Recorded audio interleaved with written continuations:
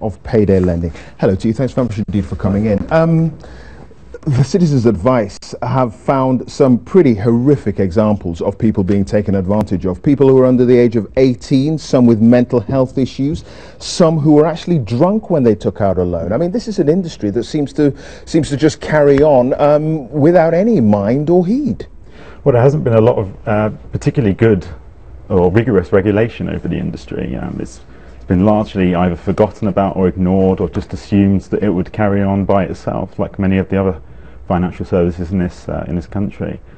But we're seeing lots of evidence today, particularly all the time, that this industry can't be left to its own devices anymore. I mean, in your research for your book, where you say these payday loan companies have just got worse and worse, what kind of examples of abuse did you come across? Well, there's many different types, but one of the most tragic is, I suppose, people go into, payday lenders go into employers and telling them that they have in their company, in their office, people who have taken out payday loans, to put pressure on those people to pay back those debts. This is a very bad practice that really should be honed down. So hang on a second, they would go over the heads of the actual client, their customer, to their boss and say, do you know that your worker has a payday loan with us? Yeah. And the point being, to what effect would that be? To embarrass them, or it puts pressure on them to pay it off, to pay back debts that they owe with the particular company. There's that example, but there's also examples of people going to family members and pressuring them as well.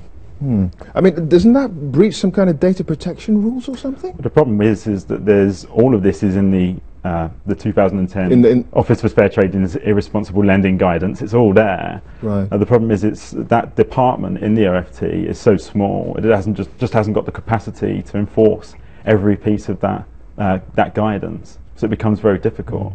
And of course, it's only guidance. It's not enforced legislation. Right. I mean, isn't part of the problem here that the business model by which payday loan companies operate is that they only make money if you don't pay. You've got to roll over the debt. So they are basically making cash. The only way they can make cash is if someone actually defaults on the debt. And that is where the abuse can come. That's right. So it's 28% of loans are either refinanced or rolled over, and that brings in 50% of the payday lenders' revenue. Those payday lenders that the OFT have got under investigation at the moment. So to expect them to not take that practice up means we've got to they would lose a significant proportion of their profit. So are we going to trust them to do that themselves? I think it's a big ask. A big ask. All right, we'll leave it there. Carl Packman, it's good to have you, and thanks for joining us. Thank you. Now, dramatic.